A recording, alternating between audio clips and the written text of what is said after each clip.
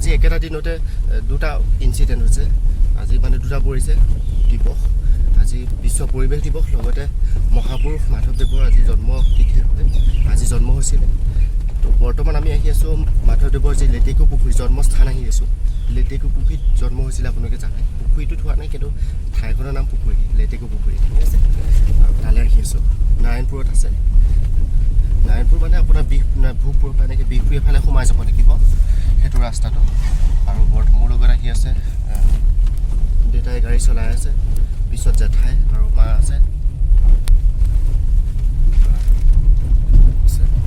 জেঠাই আছে আমি আহি আছোঁ আৰু আপোনালোকক দেখাম যে থানত আজি কেনেকুৱা ধৰণৰ এটা পৰিৱেশ সৃষ্টি হৈ আছে খুৰাই কোৱা মতেতো আজি স্কুলৰ পৰা আহোঁতে দেখিছে যে যথেষ্ট পৰিমাণৰ গাড়ী আজি বহুত মানুহ হৈছে তাত দেখা পোৱা যাব কেনেকুৱা কি পৰিৱেশ ব'লকচোন গৈ থাকোঁ আৰু ভিডিঅ'টো কণ্টিনিউৱাছলি একদম স্কিপ নকৰাকৈ চাই গৈ থাকিব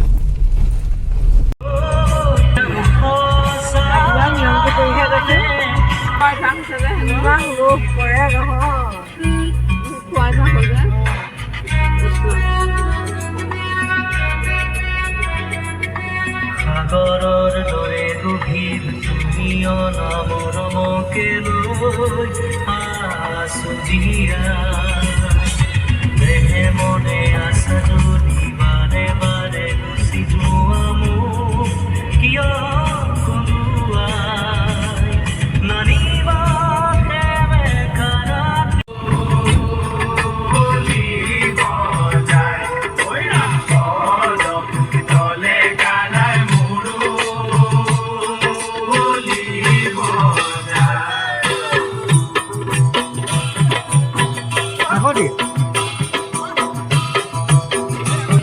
ini batu.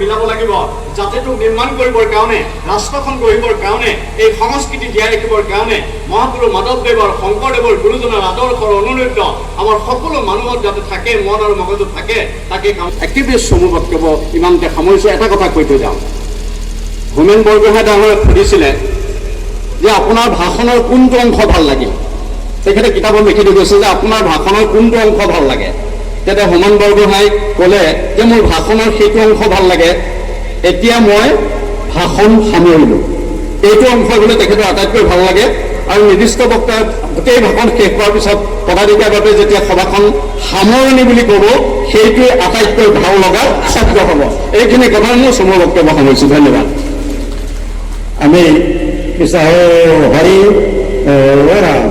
আমি জানো যে বাবু বৰা বাপ তেখেতৰ সুবক্তা আৰু তেখেতে কথা কৈ থাকিবই পাৰে সেইকাৰণে বাবু কৈছে অলপ ছুটিকৈ ক'ব গোটেই গতি নক'ব মোলৈ অকণমান এৰি দিছে এতিয়া আমাৰ মাজত এগৰাকী বিষয়া আছে পুলিচ বিষয়া তেখেতক মোৰ আগতে ক'ব দিম নে মোৰ পিছত ক'ব দিম নেকি ভাবি আছিলোঁ কিন্তু তেখেতে অলপ দুআষাৰ কওকেই মই ভাবিছোঁ মোৰ পিছত ক'লে অসুবিধা হ'ব আনন্দ মিশ্ৰ তেখেত আনন্দই গতিকে আনন্দ মিশ্ৰই অলপমান আনন্দ দিয়ক আমাক যুৱক যুৱতীসকলক এটা বাৰ্তা দিব তেখেতকে মই আহ্বান জনাইছোঁ দুআষাৰ বক্তব্য ইয়াৰ পিছত মই সামৰণি মাৰিম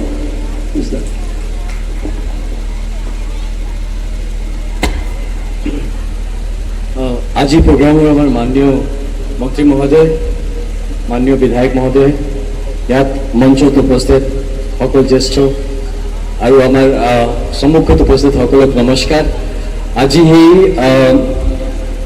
মাধৱদেৱৰ জন্মক্ষেত্ৰত যিটো আহাৰ ইয়াত এটা মৌকা পাইছোঁ আজি ইয়াত আহি এটা সেই সুযোগৰ কাৰণে বহুত ধন্যবাদ আৰু আজি ইয়াত মই নিজে এটা ফিলিং আহিছে এইটো বুজি পাইছোঁ কিমান এটা সেই যে আনন্দটো আছে এই যে ফূৰ্তিটো আছে এই জাগাত এটা ঐতিহাসিক খালি নহয়, জেগাৰ খালি ইতিহাস নহয়, এটা স্পিৰিচুৱেল ইয়াত এটা যি এই ভূমিত যি তাকত আছে, তো ইয়াত আহি মই এই এনাৰ্জিটো ফিল কৰিব পাৰিছোঁ।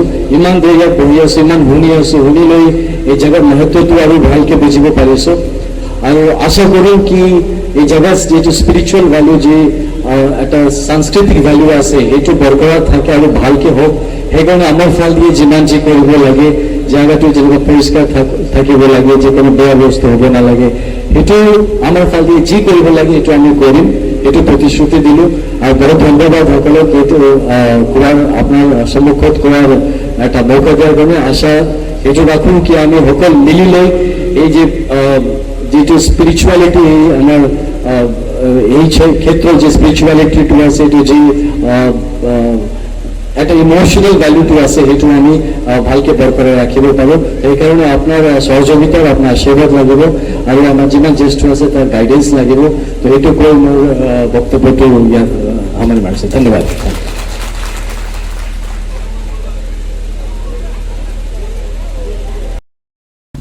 আজি মিটিংখনৰ এটা নিৰ্ণায়ক ভূমিকা আছে। আজি যিখন মিটিং হৈছে, সেই মিটিংখনত আজি এইটো কথা স্পষ্ট হৈ গৈছে যে আপোনালোকে গম পাইছিলে যে মাধৱদেৱৰ থান দুখন আছিলে, জন্মঠাই দুখন বুলি বেছি মানুহে দাবী কৰিছিলে, যে এখন হৈছে শ্ৰীমন্ত শংকৰদেৱ সংঘৰ থান আৰু আনখন হৈছে মাহেকীয়া থান। কিন্তু দুয়োখন আজি মাৰ্জ হৈছে, দুয়োখন থান লগ লাগি পেলাই আজি এখন থান হৈছে। আজিৰ পৰা দুখন আৰু থান নাথাকে, আজিৰ পৰা এখনেই থান।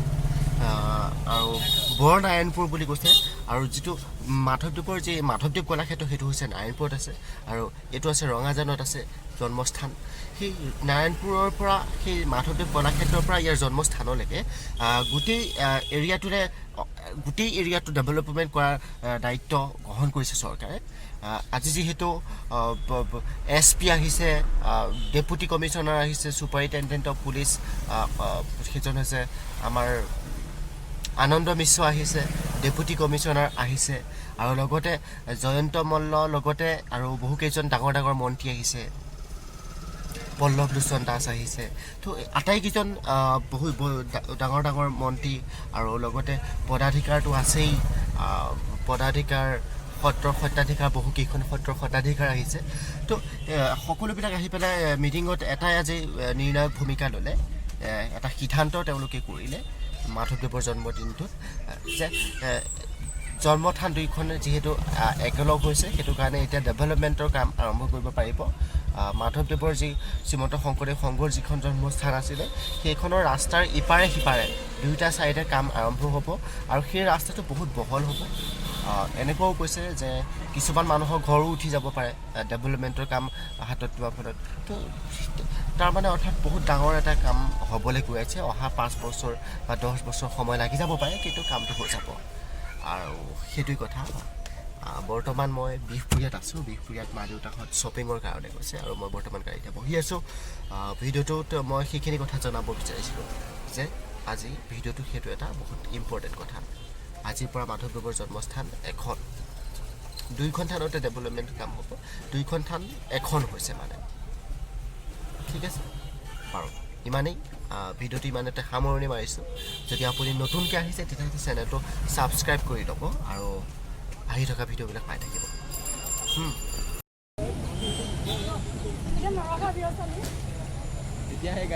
চোৱা কেনেকুৱা গাড়ী গৈছে, একদম পুৰা স্পীডত গৈছে, একদম উৰাই গৈছে এই পিছৰখন।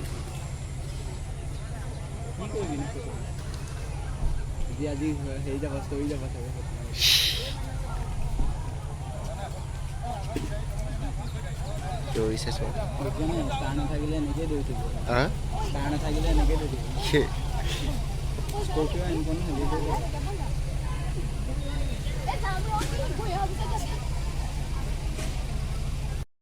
মই কেলে আহিছিলোঁ জানো, তাৰ একো পাত্তাই নাইকিয়া কৰিব।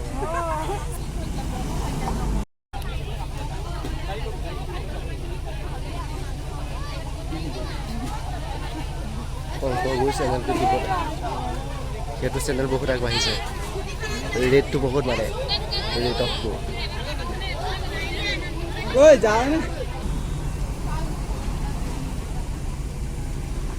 ইয়াত গৈছে অ' ইয়াত নাইচোন। অ' ডিচিৰ লগত গৈছে। ডিচিৰ লগত একেলগে গৈছে নি